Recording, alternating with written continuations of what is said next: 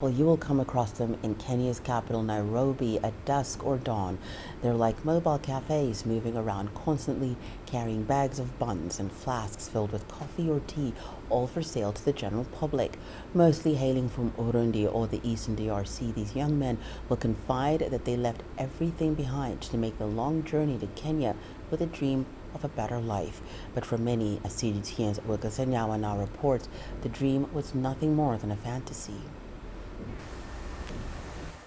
After 15 years in the trade, shaving hair comes easily to Nkurkie Suresh.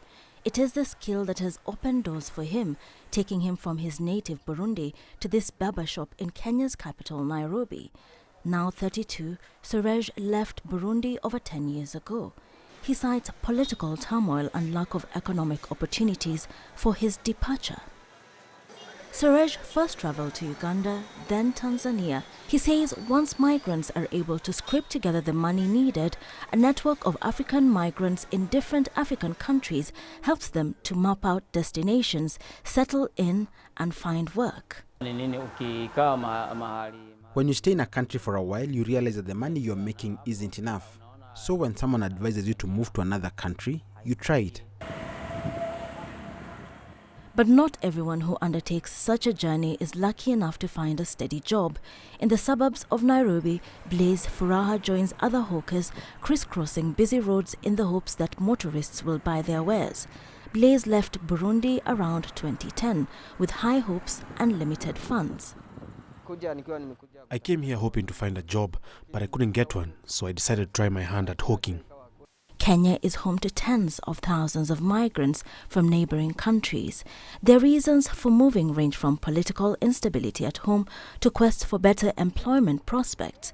This year, things have been harder than usual, these migrants say, but they still have families to support back home, wives and children and elderly parents, so they live frugally in cramped shared quarters and adapt to the new languages and customs in their new home. They also have to register as migrants. While some go back home from time to time, the cost is too high for others. The good life they dreamt of hasn't fully materialized.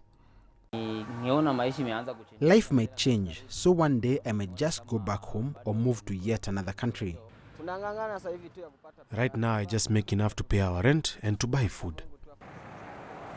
But every earning made, every coin saved, every accomplishment earned is a step forward, and home is never truly forgotten.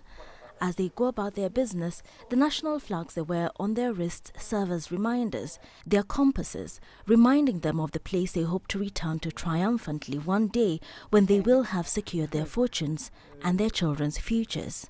For many migrants, especially those from countries in turmoil, the journey to Kenya is often long and perilous, and even after they arrive, they continue to be plagued with uncertainty. However, they say even this is often better than the alternative, and they remain fighting for a better life.